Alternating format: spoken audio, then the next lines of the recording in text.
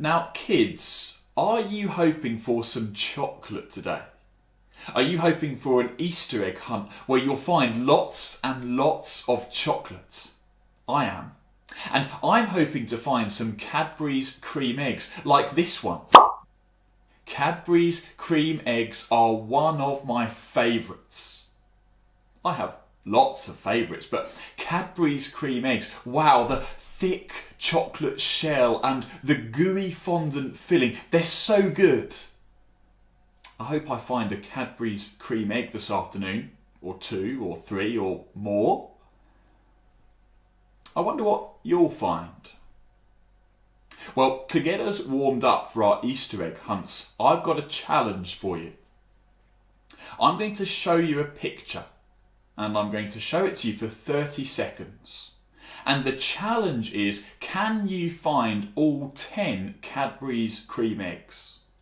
Can you find all 10 Cadbury's cream eggs? Are you ready? 3, 2, 1, go.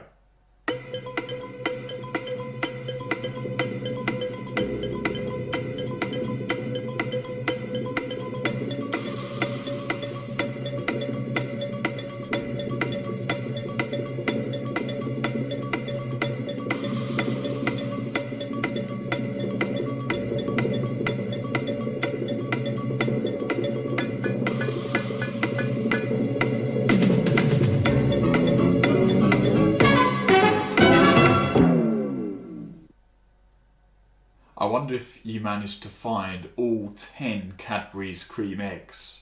I think you probably did, even the small one in the corner. And so I'm sure you'll find lots of chocolate this afternoon. But kids, did you know a long time ago on the first Easter Sunday there were some women who found something too? They didn't find chocolate, they found something else, something much more exciting. And the Bible passage that Tim read to us a moment ago tells us what they found. The Bible passage was Luke chapter 24 verses 1 to 12. And it all starts on a Sunday morning, very early on a Sunday morning. And there are 3 women, one called Mary, and Joanna. And they're on their way to something called a tomb. A tomb is like a cave cut into a rock where you put a dead body. Maybe it looked a bit like this. And a long time ago, on the first Good Friday, after Jesus died, his dead body was put into a tomb. And you see the big stone here? A big stone like that was rolled in front of the entrance. No one could get into the tomb and no one could get out of the tomb. And so this is where these 3 women are going. They'd been there before actually. They'd seen Jesus' dead body being put into the tomb. If you're an adult, you can read that in Luke 23 verse 55. These women didn't go to the wrong tomb. Let's not patronise them like that. But when the women arrive at the right tomb, they find one thing they weren't expecting, and they don't find one thing they were expecting. Have a look at verses 2 and 3. Adults, you might need to help your children here. Have a look at verses 2 and 3 and see if you can answer these 2 quick questions. What did the women find? And what didn't they find? What did they find? And what didn't they find? I'll give you a minute or so to read the verses and then answer the 2 questions.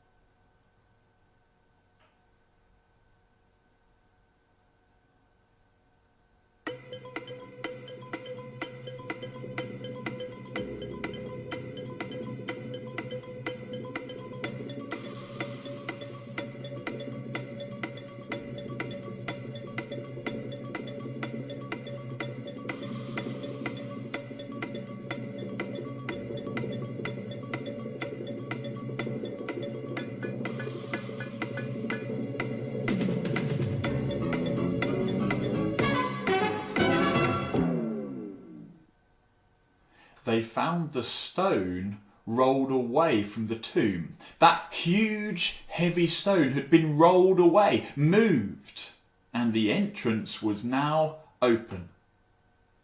And the entrance was open so that these women could go in. And when they entered, they didn't find the body of the Lord Jesus. His body was gone. It was there on Friday, but it isn't here on Sunday. Now, how do you think that made them feel? Well, Luke says that they wondered about this, or they were puzzled, they were perplexed, they were confused. What's happened? Where's Jesus? Where's his dead body gone? Good question. Well, so far Luke has told us what they found and what they didn't find. And now Luke wants to tell us what they'd forgotten. These three women had forgotten something Jesus had said to them. I don't know if you're forgetful. I'm a bit forgetful. Most weeks I forget to put the recycling out. Charlotte says to me, "Have you remembered the recycling?" And I say, yes, but then I forget. Or have you ever forgotten your lunchbox? Or your water bottle? Or your book bag? Mummy says to you, "Have you remembered your bag?" And you say, yes, but you still forget. Well, these three women had forgotten something, and so God sends them a reminder. In verse 4 it says, "While they were wondering about the empty tomb, suddenly 2 men in clothes that gleamed like lightning stood beside them." These 2 men are angels. Angels sent from God, and angels in the Bible are scary. In fact, they're so frightening that the women fall on the floor.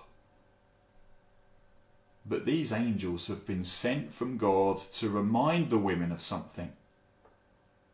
And so the angels say to them, "Why do you look for the living among the dead? Jesus isn't here. Jesus has risen." And then the angels say, "Remember? Remember how he told you. He told you, 'I'm going to die, but on the 3rd day I'll be raised again.' That's what Jesus told you. Remember?" Adults, in Luke's Gospel in chapter 9 and chapter 18, Jesus did say, "I will suffer, be rejected and killed, but on the 3rd day I'll be raised to life." Jesus told them, but they'd forgotten. Or maybe they didn't know what he meant. But now in verse 8, the penny drops. Then they remembered his words. Oh my word. Oh my word. The stone is rolled away. His body is gone. This is what he said would happen. He isn't here. He's risen. Jesus is alive. And the women drop what they're carrying and run to find Jesus' friends. It's a great story. And it's a great true story.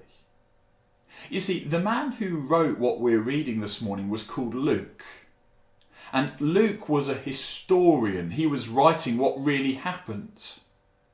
And he wrote very carefully, including lots of details like they found the stone rolled away, and they didn't find the body of Jesus. And in verse 12, when a man called Peter goes to the tomb, he sees the strips of linen lying by themselves, the strips of linen that were wrapped around Jesus' body. Some people say that Jesus' body must have been stolen. But if you were going to steal the body of Jesus, why would you unwrap it in the tomb and leave the grave clothes there? Actually, another historian called John tells us that the linen was folded. What sort of thief even if they could get past the soldiers and through the stone, unwraps and folds the grave clothes. No, Jesus' body wasn't stolen. And in the rest of Luke 24, there are more details, more what we call evidence. There's proof. And we'll see that next Sunday and then the Sunday after. But a lot of people don't believe in the resurrection. They don't believe that Jesus was raised from the dead. And that could be because they haven't heard about it. Nobody's told them, or they've never read chapters like Luke 24. And that's a big part of what Christians and churches do. Like the women, we tell people about the resurrection of Jesus. It might be that there's someone in your family, or a friend at school, or a neighbour or a colleague that we could talk to about Jesus. That would be a great thing to do. But other people don't believe in the resurrection, not because they haven't heard about it, they have. But they don't believe because they don't want to believe. Sometimes people believe things because they want to. And sometimes people don't believe things because they don't want to. Not all unbelief is intellectual. Maybe you're watching this morning, and that's you. Your unbelief isn't intellectual. You can read the history, the evidence, the proof, but you don't really want to believe it, and that's what's really controlling you. Or maybe you're like the men in verse 11. The men in verse 11 didn't believe the women because their words seemed to them like nonsense. Maybe the resurrection seems like nonsense to you. Well, if that's the case, can I encourage you to join us for the next 2 weeks as we look at the rest of Luke 24. You see, these men, the men of verse 12, verse 11, the men of verse 11 will change their minds and their lives will be changed forever. And the same thing has happened to many of us, and the same thing could happen to you too. Why not spend an hour next Sunday and then the Sunday after considering these claims? What have you got to lose? They found the stone rolled away from the tomb. But when they entered, they didn't find the body of the Lord Jesus. The angels said to them, "Why do you look for the living among the dead? He isn't here. He's risen. Christ is risen. Christ is risen indeed." Let's take a moment of quiet.